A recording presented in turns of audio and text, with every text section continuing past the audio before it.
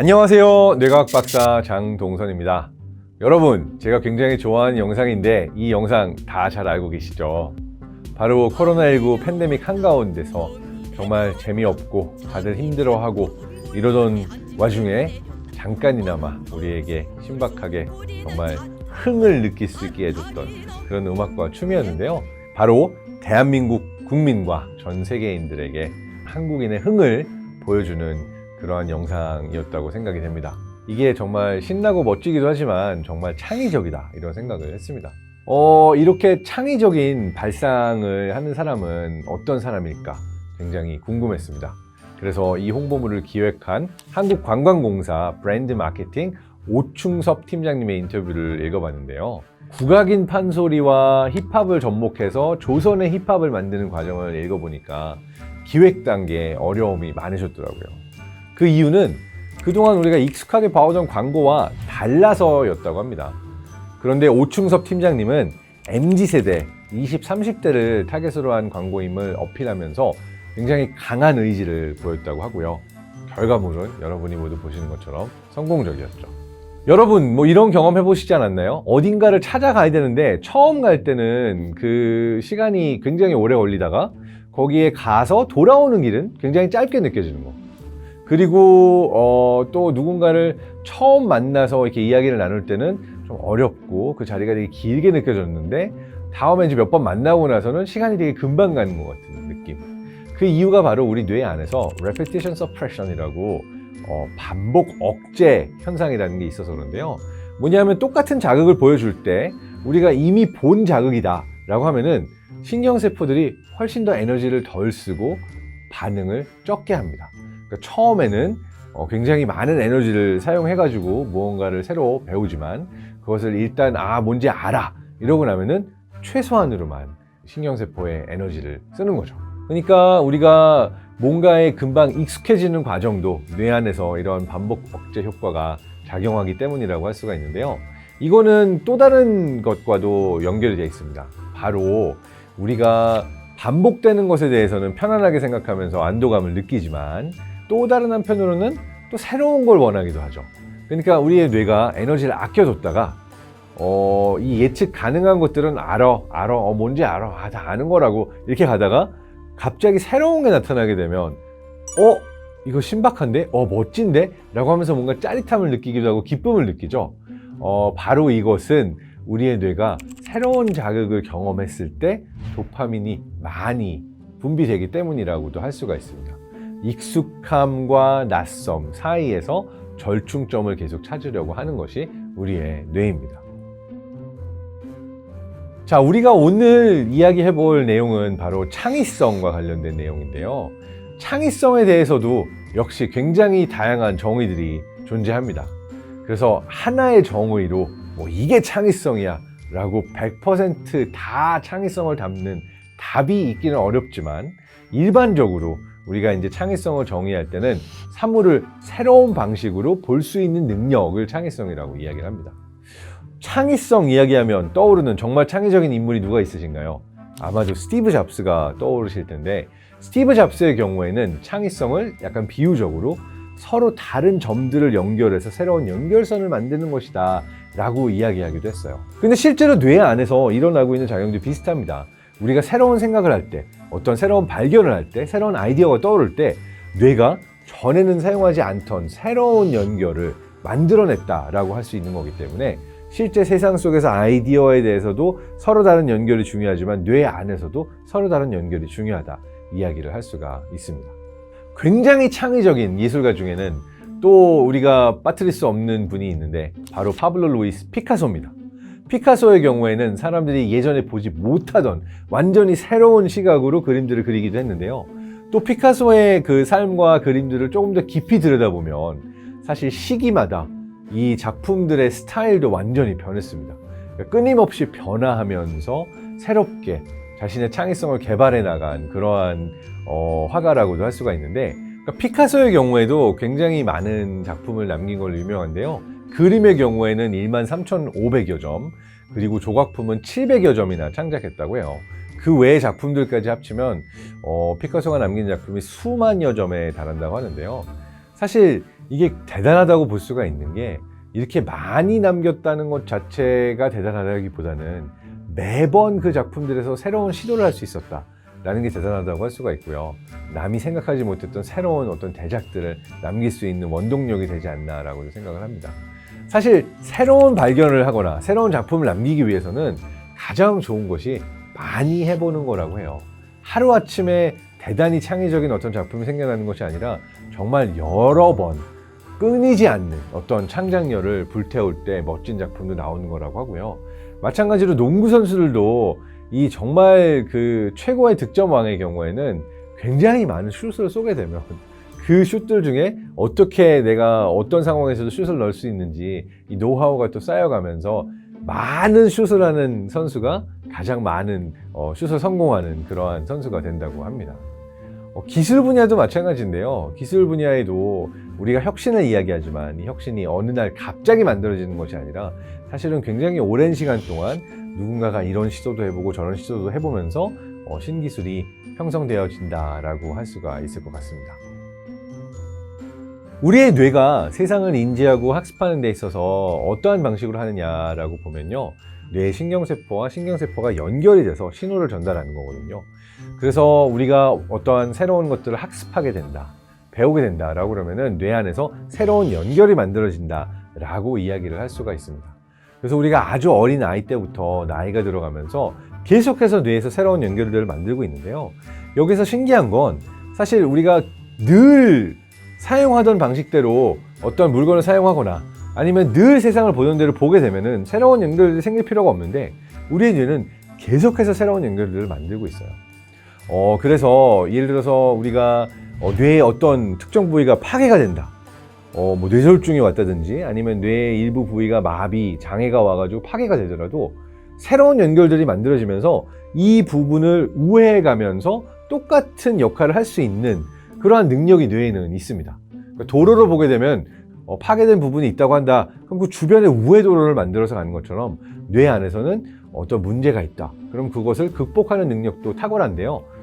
이렇게 새로운 연결을 통해서 가보지 않았던 길을 만드는 것을 우리가 뇌 가소성이라고 부르기도 합니다. Neuroplasticity, 뇌 가소성이라고 부르는데요. 이 뇌 가소성이 뛰어난 거는요. 사실 어렸을 때 굉장히 많은 연결들이 만들어지지만 성인이 되어서도 노인이 되어서도 계속해서 새로운 연결들이 만들어진다는 것이 놀라운 겁니다. 저의 경우에는 피아노 치는 걸 좋아해서 한때는 음악 전공을 하고 싶어 하기도 했는데요. 예전에 독일에서 박사과정을 하면서 어떤 할머니 비서분께 피아노를 가르쳐 드렸던 적이 있어요. 그런데 굉장히 높은 나이였음에도 불구하고 한 번도 피아노를 쳐보시지 않았는데 피아노 치는 걸 너무 잘 배우시는 거예요. 예전에 타자기를 치다가 나중에 키보드를 치다가 다시 피아노를 배우면서 야 이게 다 그게 다르지 않은데요? 이런 말씀하셨던 거예요. 그러니까 뭐냐면 내가 배웠던 스킬들이 타자기였건 그 다음에 키보드가 됐건 나중에 피아노가 됐건 내가 손가락을 움직이는 방식을 뇌 가소성을 활용해서 굉장히 빨리 배워내서 새로운 상황에 새로운 스킬을 익히는데 사용을 했다라고 할 수가 있는 거죠. 자, 그렇다면 뭐 창의적인 생각이 만들어지는 것은 뇌에서 새로운 연결이 생겨서라고 하는데 대체 창의적인 사람은 그럼 그런 새로운 연결들이 얼마나 많은가? 그 새로운 연결들을 어떻게 만들어내고 있는가? 이런 궁금증이 생기죠. 창의적인 사람이 어린아이처럼 그냥 뭐 순수하게 생각한다. 이런 이미지들이 있지만 이거는 완벽한 답은 아닙니다.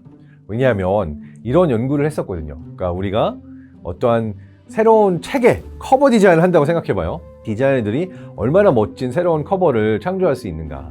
그래서 이분들이 새로운 창조를 할 때, 창의적인 생각을 할 때, 새로운 디자인을 생각해낼 때 어떤 일들이 일어나는가를 보고 서로를 비교를 했는데요. 흥미롭게도 우리의 뇌가 창의적인 생각을 하기 위해서는 두 가지가 다 필요합니다. 그 두 가지란 뭔가 하냐면요. 이렇게 자유롭게 생각하고 생각이 가는 대로 뭐 이것도 생각해보고 저것도 생각해보고 하는 이러한 작용도 필요해요. 이거를 이제 우리는 보통 디폴트 모드 네트워크라고 그래서 그냥 아무 생각도 안 하고 멍 때리고 그냥 생각 가는 대로 생각할 때의 상태, 이때 활용되는 뇌 안의 네트워크를 이야기를 합니다. 그런데 반대로 내가 굉장히 깊이 파면서 몰입해가지고 어떤 커버 디자인이 있지? 이 사람이 이렇게 했구나, 이 사람이 이렇게 했구나, 이 차이는 이거구나 라고 분석적으로 사고하면서 몰입해가지고 내가 분석하고 정보를 찾고 굉장히 깊이 생각할 때 활성화되는 뇌 영역은 Central Execution Network라고 해서 CEN이라고 부릅니다. 뇌 전전두엽과 관련되어 있는 이런 부위가 이때 많이 활성화가 되는데요. 정말 창의적인 사람들의 경우에는 이 둘 사이를 잘 왔다 갔다 할 수 있었다라는 거예요. 그래서 여기서 보여주는 것은 창의적인 어떤 발견을 하고 생각을 해내기 위해서는 그것에 대해서 깊이 생각해보고 고민하고 분석하는 것도 필요하고요. 그리고 나서 때로는 이제 충분히 공부하고 알았으니까 놓고 새로운 생각을 해보는 것도 중요하고 이 둘 사이를 왔다 갔다 하면서 정말 창의적인 좋은 아이디어가 나온다라고 합니다. 뇌 안의 창의적인 사고에 대해서 또 굉장히 멋진 인사이트를 보여주셨던 두 분이 있는데요.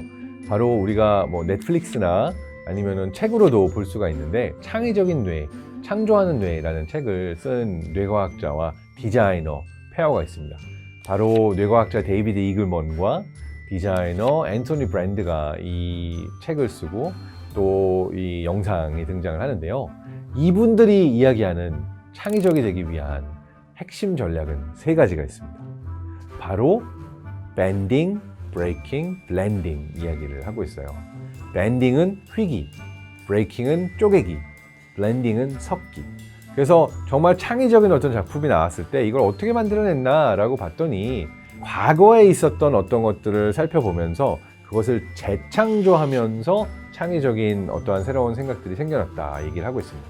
그래서 이 세 가지 전략을 살펴보게 되면요, 새로운 창의적인 생각을 하고 혁신을 만들어내는 첫 번째 방법은 휘기, 밴딩입니다. 그러니까 뭐냐면 원형을 변형해서 본래 모습에서 벗어나는 것이라고 얘기를 하는데요. 어떤 대상을 보고 그것이 원래 사용되는 용도가 있는데 또는 원래 그림이라는 것이 그려진 방식이 있는데 이것들을 완전히 바꿔버리는 거죠.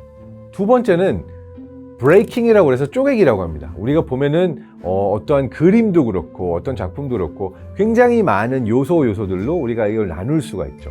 그래서 나눠가지고 각각의 요소들을 재조합해서 새로 조립하게 되면 어떤 새로운 창조를 할 수 있다라고 하는 이야기를 하고 있습니다. 그리고 세 번째는 바로 블렌딩이라고 하는 섞기인데요.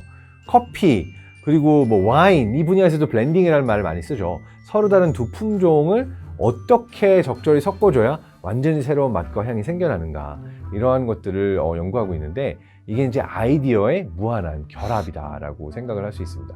우리가 초반에 봤던 범 내려온다 이런 홍보 영상의 경우에도 예전에 우리의 전통 문화를 대표하는 판소리와 어떤 현대 무용과 인디 밴드의 비트를 섞어가지고 블렌딩을 한, 섞기를 한 그런 예라고 볼 수가 있는 거죠. 그래서 여기서 볼 수 있는 거는 창의성이라는 것은 사실 기존에 존재하는 것들을 깊이 연구하고 공부하고 그러한 것들을 기반으로 새롭게 조합하고 재조합하고 해서 나오는 것이다. 결국 창의성이라는 것도 많은 연습 그리고 많은 반복 그 안에서 새로운 연결을 만들어내서 생기는 거다라고 볼 수가 있는 거죠. 창의성에 대해서 가장 잘못 알려진 사실들 중에 하나가 뭔가 그분이 오셔서 갑자기 창의적인 아이디어가 떠올라서 창의적이 된다라고 생각하는데 실제로 많은 연구자들의 연구 결과를 보면 그와 반대입니다.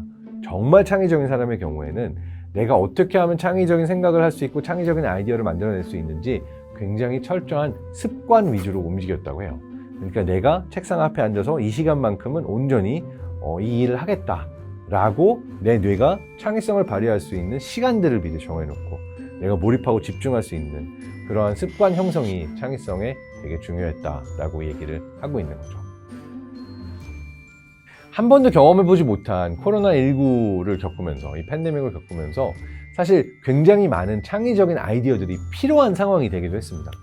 과학자들과 의사들과 그리고 일상에서 정책과 행정을 책임지고 계신 분들의 경우에도 이 상황에 굴복해가지고 뭐 할 수 있는 게 아무것도 없구나라고 무기력해지기보다는 이 상황 속에서도 어떠한 방식으로 적극적으로 우리가 이 상황을 타개해 나갈 수 있을 것인가 많은 사람들이 굉장히 창의적인 아이디어들을 내기 시작했던 시기라고 할 수도 있습니다.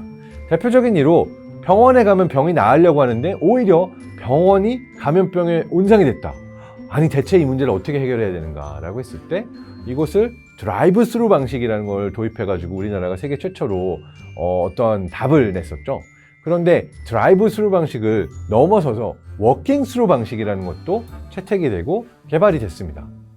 이거 역시도 상황이 변함에 따라서 어떻게 창의적으로 우리가 새로운 답들을 찾아가는가라는 것을 적극적으로 누군가가 고민하고 또 그런 아이디어를 제안했기 때문에 이런 것들이 가능하지 않았나 생각이 됩니다. 그래서 창의적인 사고를 위한 하나의 예로서 다음의 사례를 또 한번 보시면 도움이 될 것 같습니다. 그 사례를 보시면서 마치도록 하고요. 여러분 모두 창의성은 여러분의 뇌 안에 이미 존재합니다. 시드니 대학교의 앨런 스나이더 교수에 따르면은 모두가 창의적인 생각들을 가득 뇌 안에 가지고 있지만 우리가 브레이크가 걸려 있어가지고 평소에 그걸 꺼내지 못하는 거라고 하거든요. 사실 창의적인 아이디어는 여러분 머리 안에 있고 여러분 뇌 안에 이미 존재하고 여러분은 어떻게 하면 이 브레이크를 풀 수 있는지만 고민해도 여러분 안에 창의적인 생각이 이미 존재한다 알고 계시면 좋을 것 같습니다. 그렇다면 사례를 보시도록 하죠. 코로나19와 최전선에서 싸우고 있는 의사와 간호사들의 감염이 잇따르고 있습니다. 환자 치료와 관리에 비상이 걸렸습니다.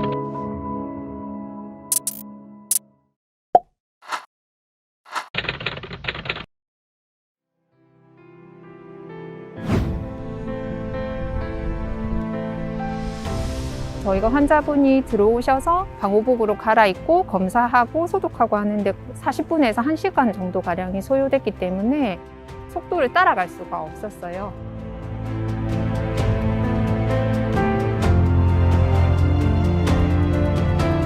어떠한 통에 들어가서 검사를 하면 좋을 텐데 좀 더 안전한 환경에서 검사를 하면 좋을 텐데 이런 생각이 들어서 처음엔 장난식으로 스케치로 시작됐고요. 저희 소장님께 보여드렸더니 우리 이걸 만들어 보자.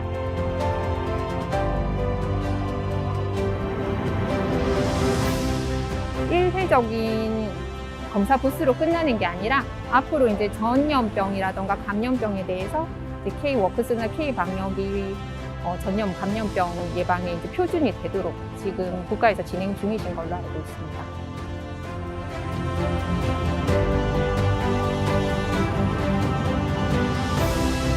그래서 의료진분들도 안전하게 건강 챙겨서 하시면 좋겠고요. 환자분들이라던가 아니면 환자분들이 아니더라도 이 검사를 받는 모든 분들이 안전하게 검사를 받으실 수 있게 되면 좋겠습니다.